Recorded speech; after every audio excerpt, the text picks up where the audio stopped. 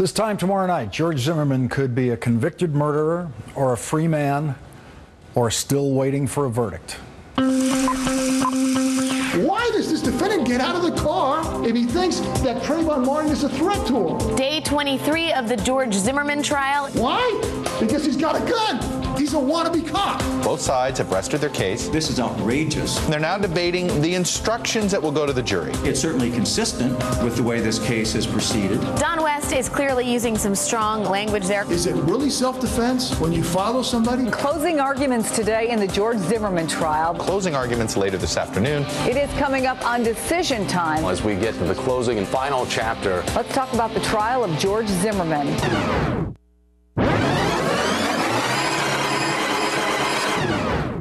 Case number 12 CF1083, State versus George Zimmerman. Who was the aggressor? Are those consistent with striking somebody? Are any of those abrasions life-threatening? Let's get more specific. Where would the gun be right now? How about somebody resisting? My name is Dr. Vincent J.M. DeMaio. Jerry Russo. Mark Osterman. Rachel Gentile. We should plan on at least a couple of hours. What? Excuse me. He needs to tell her whether he's going to testify or not. Mr. Zimmerman not taking the stand. George Zimmerman has pleaded not guilty and claims he fatally shot Trayvon Martin in self-defense. Case number 12 CF1083, State versus George Zimmerman.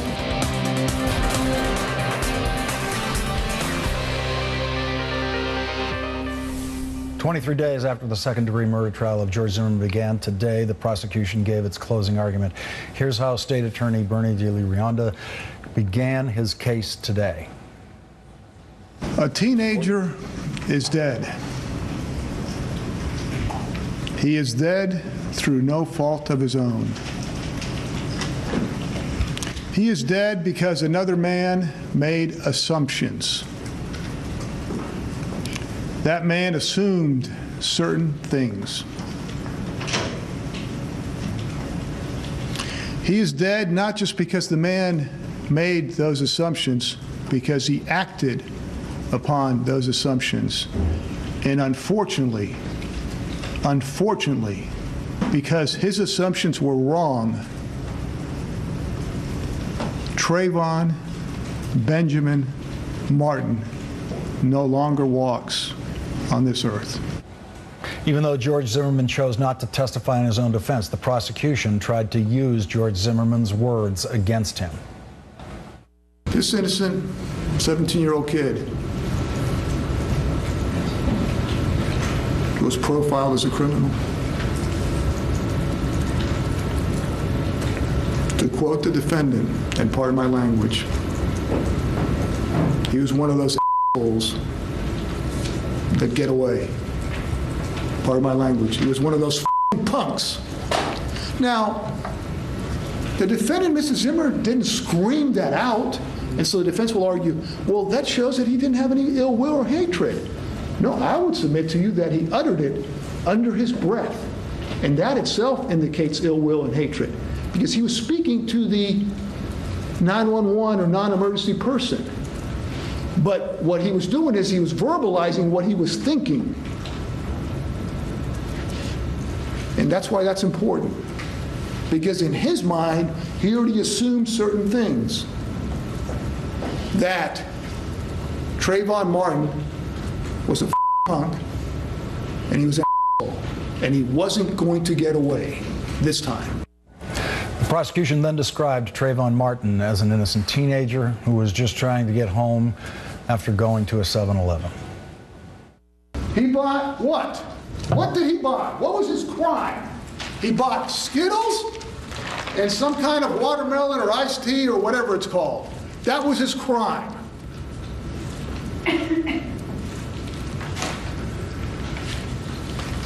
He had $40.15 in his pockets.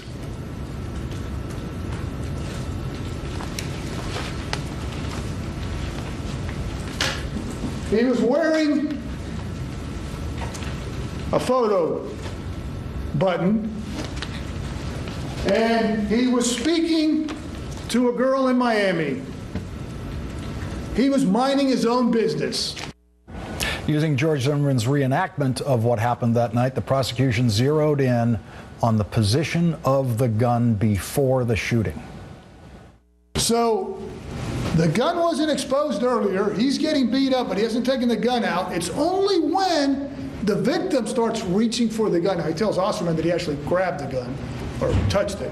But he says he's reaching for the gun, and then I realize as he's holding my hand, one hand over my mouth, one hand over my nostril, I can't breathe, but I see it. He's got that third hand that he's going for the gun. Does that make sense? One of the things that he does, he demonstrates to the police where he had the gun.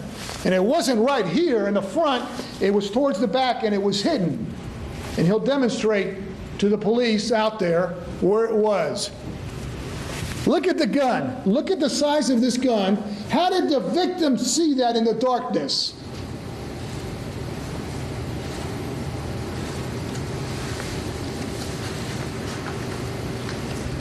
Where was it? It wasn't outside.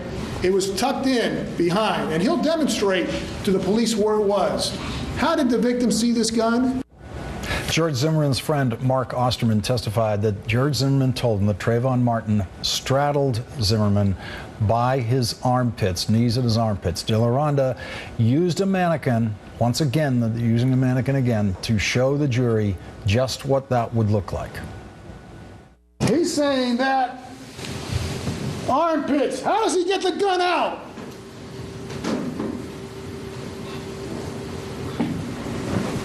Armpits. How does he get the gun out? A few months after the incident, George Zimmerman told Sean Hannity that he had no regrets about what happened that night, but today he must have had regrets about talking to Sean Hannity.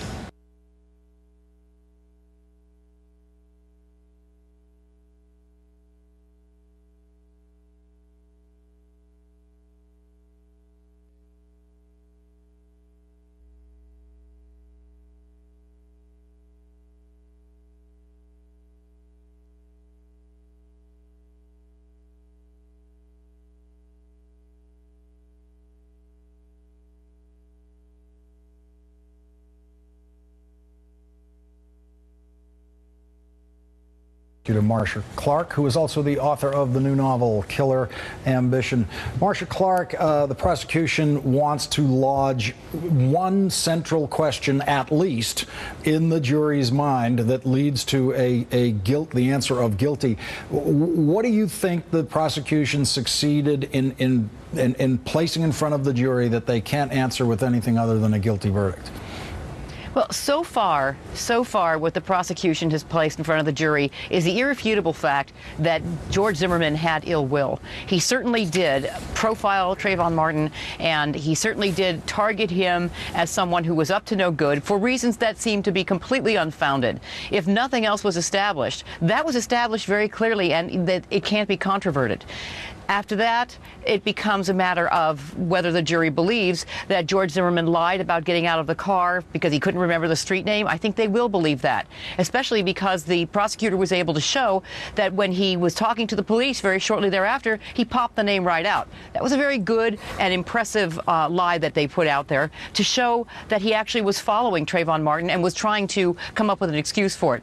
The final thing is the injuries. I think they made it really a good case for the jury to understand that he exaggerated enormously what his injuries were, and there was testimony both from the police as well as from a pathologist to say that they were inconsequential, in spite of the fact that he said his head was repeatedly beaten into the ground. And once again, that goes consistently to his effort to minimize his own conduct, to maximize his own view as a victim, and to make Trayvon Martin look like the aggressor, when in fact the facts, the physical facts, don't bear it out. Lisa Bloom, there are lies that get exposed in testimony, and then there are little fudgings, and then there are things that, well, he was trying to take a little lead off the base.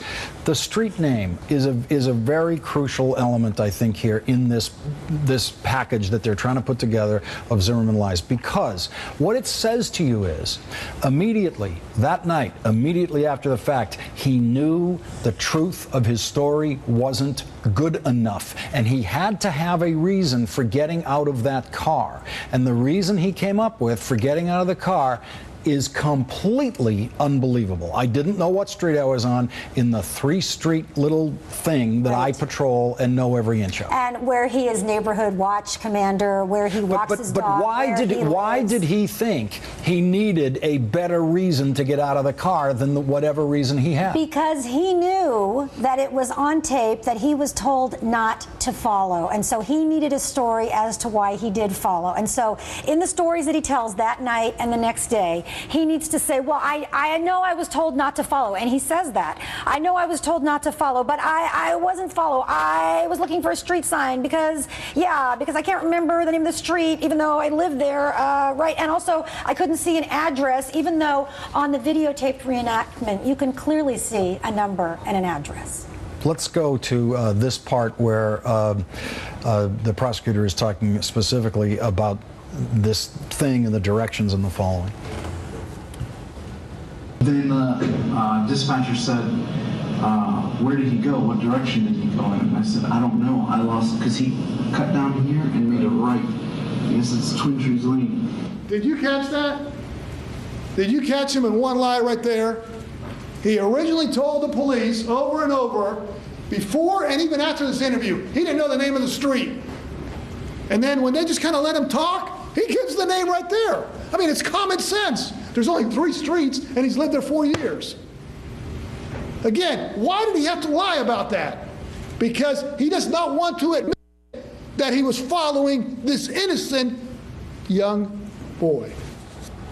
And Faith Jenkins, there's also the question of, well, was Trayvon Martin running? Was he walking? What was he doing? Look at how the prosecution used the Hannity tape once again on this issue. Let's watch this. Why do you think that he was running then? I mean, maybe I said running, but he was more... You said he was running? Yes. He was like skipping, going away quickly, but he wasn't running out of fear. You could tell the difference? He wasn't running. He wasn't actually running, you know, sir? Okay. Hannity just asking a very simple question. Well, perhaps Trayvon Martin was scared of you, since you're following him and he's running away from you.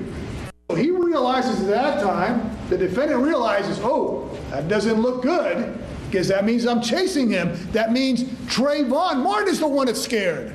That doesn't look good for me. So what does he say? Oh, he's skipping away. La, la, la. That's what he's claiming. Faith, the way you get a jury to resent a defendant not testifying is you pile up these questions that are unsatisfactory. The way Zimmerman has left this record so far is unsatisfactory to a jury. They do really want to know, are you saying he was running or not running? Why did you really get out of the car? How did you get that gun from basically behind your back when you're on your back in the dark? They want answers to that question if they're going to let you walk out of this courtroom having killed that 17-year-old. That's exactly right, because think about what that means. This 17-year-old is running away from him with nothing but candy, snacks, a drink, his phone, and minutes later he ends up shot and killed dead.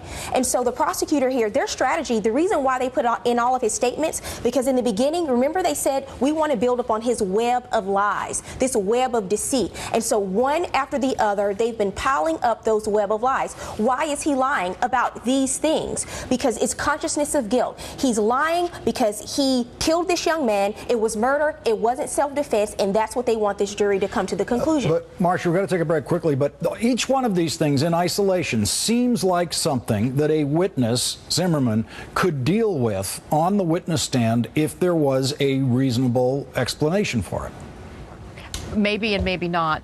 To tell you the truth, I don't think that Zimmerman could ever do any better on the witness stand, and probably would do a great deal worse on the witness stand than he did with those cops in those statements or with even Sean Hannity. So I have to say he's already got his best whack at explaining his conduct and his actions through those statements without being subjected to real cross-examination. All right, we're going to have to take a break here. We're going to be back with all of you. Also coming up, an attorney for Trayvon Martin's family will join us. We will also talk to a juror who has been in a situation like this. More from our panel also on the judge's instructions to the jury. That's going to be tomorrow, and what else we can expect tomorrow.